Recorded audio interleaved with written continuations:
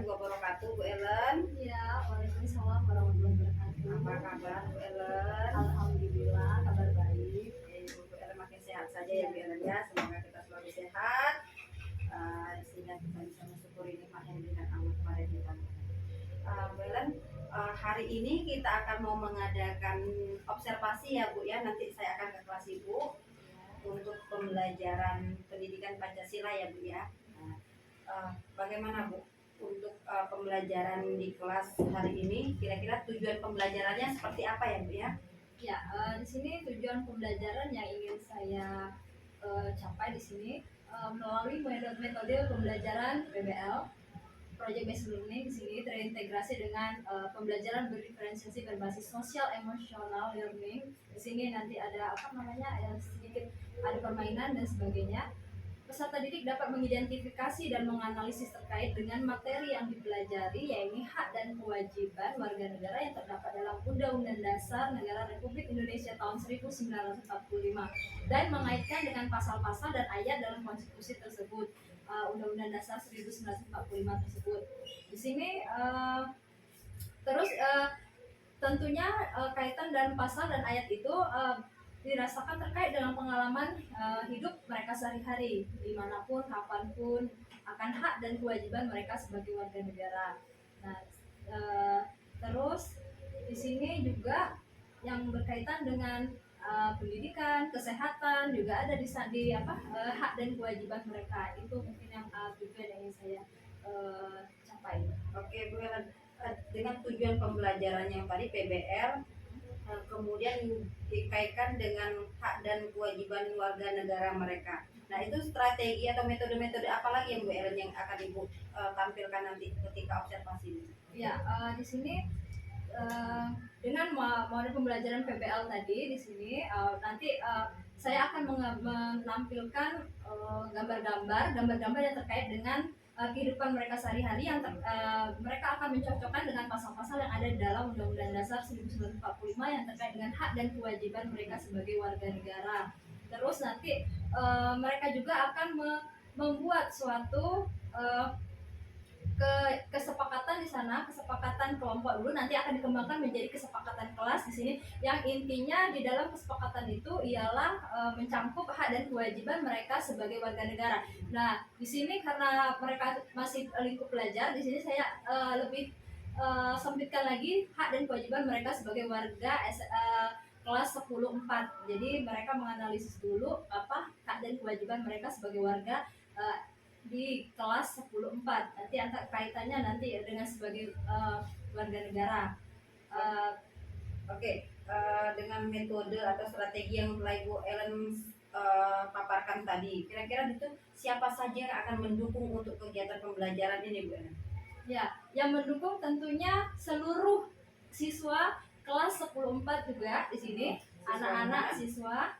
Terus yang di sini berjumlah 36 orang. Saya sendiri sebagai guru pendidik dan nanti tentunya saya akan melibatkan wali kelasnya juga, karena kami membuat kesepakatan yang berkaitan dengan hak dan kewajiban mereka sebagai warga 10-4, apa saja yang harus dilaksanakan, apa saja yang harus dipatuhi, kewajiban yang mereka, hak dan kewajiban yang ada pada diri mereka sebagai siswa kelas 10-4 itu. Oke, Bu Ellen, terima kasih dulu Bu Ellen untuk observasinya. Nanti kita akan lihat di observasinya seperti apa. Semoga pra-observasi ini sudah memberi bayangan kepada kita semua bahwa nanti observasinya ke lapangan itu berhasil dengan baik dan bisa diikuti oleh semua siswa, dan guru juga bisa termotivasi dengan masukan-masukan dari siswa, sehingga siswa pembelajaran itu berpihak dan memang menyenangkan untuk siswa. Ya. Itu terima kasih Bu Ellen untuk observasi kita. Ya. Terima kasih Bu Ellen. Assalamualaikum warahmatullahi wabarakatuh. Kamu lebih memahami lagi pembelajaran, ya. Kita menggunakan problem based learning nanti, ya. Di situ Ibu mau kamu nanti di samping kamu juga memahami, kamu nanti akan menganalisis. Indonesia, apa semboyannya? Bhinneka Tunggal Ika. Menjunjung tinggi perbedaan, toleransi dan perubahan. Oke. Masuk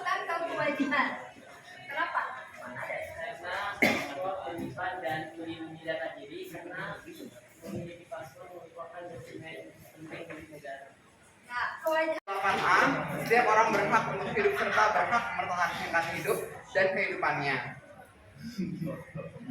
Ya. Dan kalau di Indonesia kan wajib militer nggak terlalu diwajibkan kan ya. Jadi orang juga berhak mau mempertahankan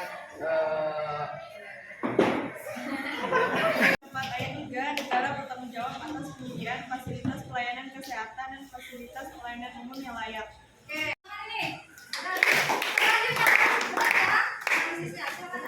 Kamu sekolah ikatan dinas itu juga suatu Bayang. upaya, benar sekali, ya. Jadi bukan mudah minta pekerjaan, semua harus perjuangan. Ya. Oke, benar lihat. Boleh.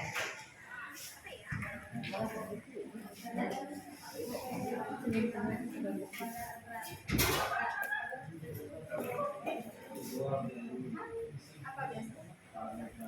Tidak. Saya ikuti. Terus soalnya merasa bersalah, terus kayak jadi nggak bisa mengikuti aku yang baru. Terus pembelajarannya itu tidak mengulanginya lagi, ya lebih itu tidak mengulanginya lagi pokoknya. Terus rencana selanjutnya pokoknya harus lebih teliti dalam membuat masukkan poster ke dalam ke tas. horizontal vertikal. Horizontal, Segini. vertikal. Origami. Nggak lapis lah.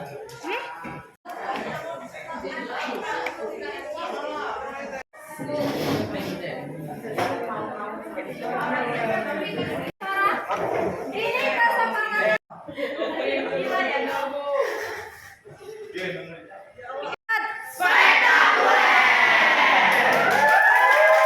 Assalamualaikum warahmatullahi wabarakatuh, Ibu Ellen.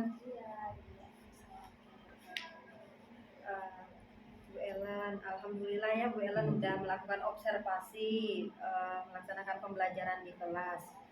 Tadi bagus sekali Bu Ellen, saya lihat.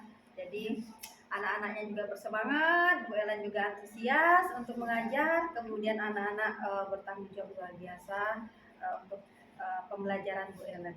Nah, dari pembelajaran Bu Ellen tadi, apa sih materinya Bu yang bisa membuat mereka bersemangat seperti itu? Untuk materi sendiri itu CP Undang-Undang Dasar 1945.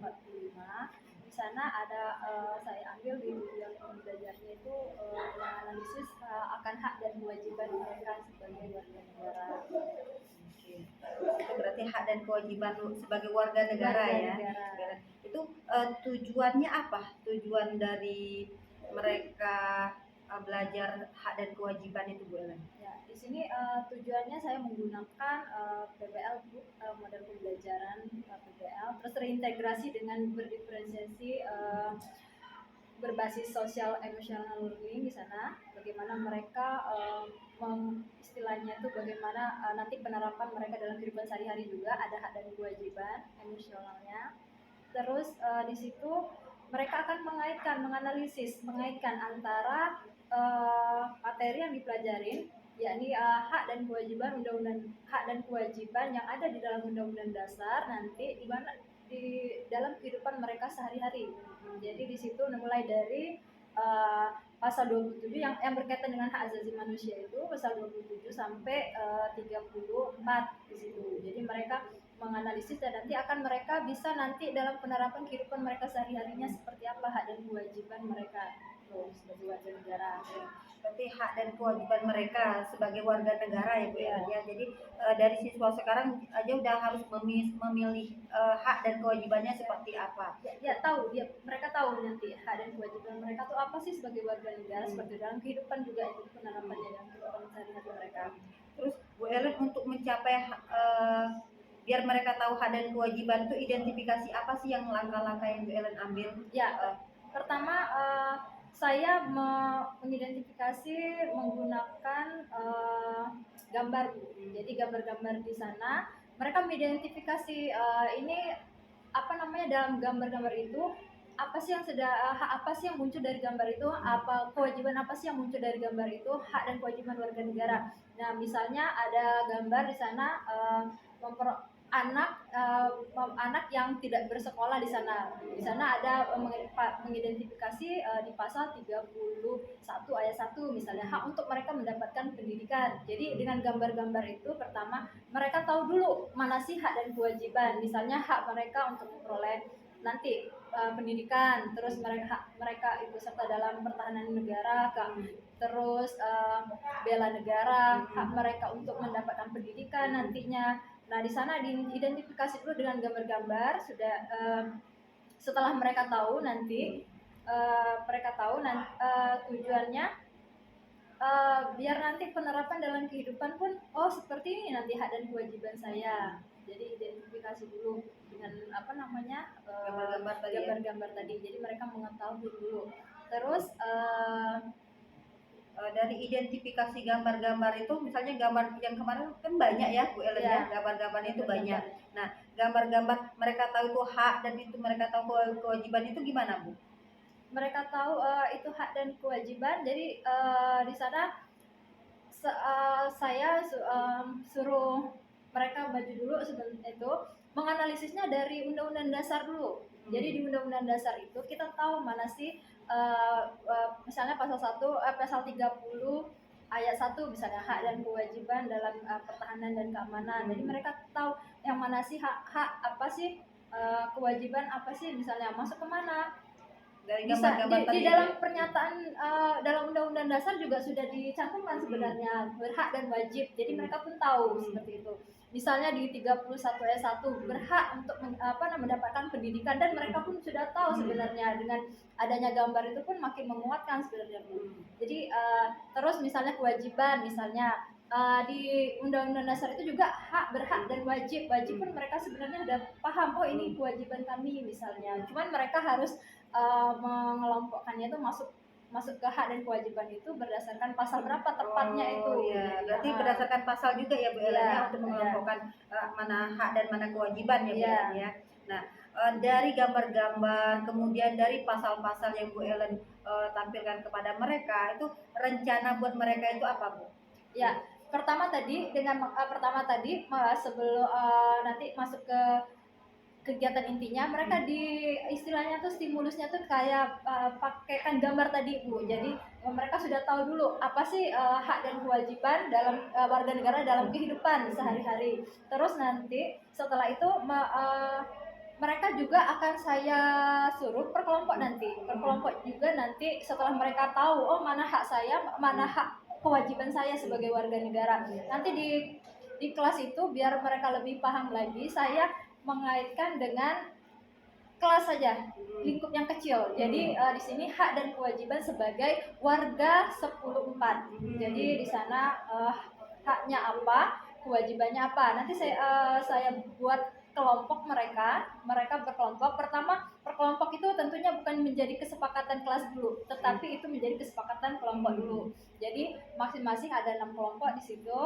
Tulis mana hak saya sebagai warga 10/4, mana kewajiban saya sebagai warga 10/4. Sudah mereka membuat, nanti per kelompok juga nanti akan presentasi, ini hak kewajiban kelompok ini misalnya. Ini sudah mereka semua maju 6 kelompok itu. Sebenarnya satu persatu kelompok pun kami analisis. Jadi analisis itu nanti analisis mana sih yang menjadi kesepakatan, bisa diterima ya, nanti akan dicontreng oleh kelompok itu. Mana sih yang nanti kelompok kedua akan menyamakan persepsi, ada Bu, nanti sudah kami bahas juga ini nanti tadi sebenarnya sudah hampir ini. Kelompok 2 akan menganalisis, iya Bu, masuk sama dengan kesepakatan kelompok pertama. Jadi kita masukkan itu sebagai kesepakatan kelas ya. Jadi poinnya, haknya apa, kewajibannya juga apa. Sama kelompok 3 pun juga, Bu, itu sama Bu, hampir sama. Jadi menyimpulkan seperti misalnya, Bu, kewajiban hak kami untuk ikut bertanya dalam pembelajaran, atau hak kami Bu untuk menyampaikan saran dalam pembelajaran. Itu digabungkan oleh mereka nanti bisa menjadi hak kami untuk ikut aktif dalam pembelajaran. Misalnya aktif kan sudah bisa bertanya, sudah bisa mengungkapkan pendapat dan sebagainya. Hak kami untuk ikut aktif. Ada juga hak kami untuk tidak tidak di istilah itu tidak penilaian objektif, bukannya subjektif dari guru katanya, atau hak kami juga katanya untuk tidak diperlakukan berbeda dengan siswa dengan kawan-kawan yang lain. Jadi di sana ada penilaian juga, ada masuk juga, nanti digabungkan jadi satu kesepakatan. Kalau kewajibannya hampir sama. Misalnya kewajiban kita menjaga kebersihan kelas hampir sama, menjaga kebersihan, terus kewajiban menjaga fasilitas di kelas sama semua dimasukkan ke dalam nanti kesepakatan kelas. Kalau sudah semua poin-poinnya sepakat, terus nanti akan perwakilan setiap kelompok ditunjuk siapa orang-orangnya. Mereka akan menyusun dalam enam orang dalam 6 kelompok itu ambil satu-satu. Mereka akan menyusun kembali. Jadi ditempel kembali, ditulis kembali, ditempel kembali, dibuat dalam satu kesepakatan kelas seperti itu.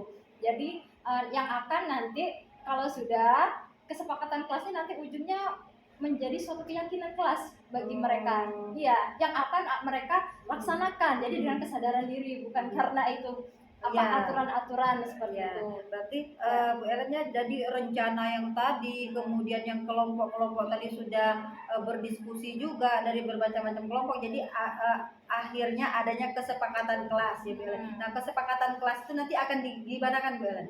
Ya, hasil dari yang tadi akan sebenarnya hasil produknya nanti akan dipasang di kelas mereka menjadi suatu kesepakatan kelas. Terus terutama di sini kalau misalnya nanti itu akan menjadi pegangan mereka sebenarnya. Apa yang mereka tulis menjadi kesepakatan kelompok yang terus mereka olah menjadi kesepakatan kelas untuk dilaksanakan. Jadi dibaca, ini kesepakatan kita ini menjadi keyakinan mereka juga. Jadi mereka memegang dalam diri mereka nanti. Kami kemarin sudah menulis kesepakatan ini. Jadi kami tidak mau melanggarnya. Jadi bukan berarti itu aturan untuk mereka, tapi menjadi keyakinan mereka aja. Berarti mereka sangat bertanggung jawab ya Bu Elen ya, dalam membuat kesepakatan kelas itu ya Bu Elen ya. Menarik sekali ya. Kita berharapnya mereka bertanggung jawab terhadap apa yang mereka tuliskan dan mereka yakini tadi kesepakatan mereka tadi seperti itu. Ya Allah, senang sekali Bu Ellen. Kira-kira Bu Ellen untuk yang kesepakatan kelas itu berlaku nggak untuk pelajaran-pelajaran yang lain? Kalau buat mereka, dari mereka itu kan udah sepakat ini di pelajarannya pendidikan Pancasila, berlaku nggak untuk pelajaran yang lain seperti kalau isi dari kesepakatan yang mereka tulis itu sebenarnya ini mencakup semua mata pelajaran, semuanya. Misalnya tadi hak kami untuk memperoleh pembelajaran yang baik di sana. Berarti saat guru tidak hadir di kelas, mereka akan merasa hak dia tuh diambil, hak untuk memperoleh pembelajaran tadi. Jadi di sana ditekankan apa yang harus kamu lakukan. Kami akan memanggil guru, misalnya gurunya tidak ada hadir, kami akan bertanya sama guru piket atau ada apa, jadi tidak diam diri di kelas begitu. Mantap sekali Bu Ellen. Dari proses observasi dan pasca observasi, gimana perasaan Bu Ellen mengajar di kelas tersebut, kemudian dengan anaknya yang antusias seperti itu? Perasaan Bu Ellen seperti apa? Perasaan saya waktu itu mengajar di 10.4 itu ternyata mereka ini saat kita mengajak mereka untuk berdiskusi, istilahnya tuh berkolaborasi sesama teman mereka juga. Terus mereka perasaan saya sangat antusias juga, saya sebagai seorang guru. Mereka seperti itu kok, mereka aktif. Anak yang awalnya diam di belakang aktif saat mereka mengerjakan untuk yang dikelola menjadi kesepakatan tadi. Kesepakatan kelas. Terus perasaan saya juga senang karena anak-anak juga ikut aktif. Terus yang saya bilang tadi, yang anak yang biasa dia diam di belakang, mereka juga ikut kritis. Mereka berpikir kritis, apa sih hak dan kewajiban saya nanti di kelas ini, yang menjadi acuan saya nanti untuk hak dan kewajiban saya sebagai warga negara nanti di apa namanya lingkup yang lebih luas tadi. Ya Allah, senang sekali Bu Ellen. Terima kasih Bu Ellen. Saya juga senang Bu Ellen mendengarnya, dan ketika observasi kemarin kayaknya anaknya hebat-hebat semua dengan gaya belajar yang Bu Ellen membuat seperti ini. Mereka keinginan untuk mengeluarkan pendapat itu kayaknya senang benar ya. Mereka ini seperti ini Bu, ini seperti ini Bu. Kemudian ketika mereka harus mengeluarkan lagi pendapatnya untuk menjadi kesepakatan kelas, itu kayaknya mereka juga ini loh menjadi kesepakatan kelas kita, dan kita berusaha untuk menyepakati itu dan bertanggung jawab atas kesepakatan itu ya Bu Ellen ya. Nah, oke. Senang sekali Bu Ellen. Harapan saya dan harapan kita semua, kita juga bisa mengembangkan dengan kelas-kelas yang lain agar anak-anak yang menjadi generasi kita sekarang kemudian mereka punya bakat dan minat yang beraneka ragam bisa kita gali dan bisa menjadi pembelajaran itu berpihak kepada siswa. Oke, terima kasih Bu Ellen ya. Senang sekali. Makasih Bu Ellen. Assalamualaikum warahmatullahi wabarakatuh.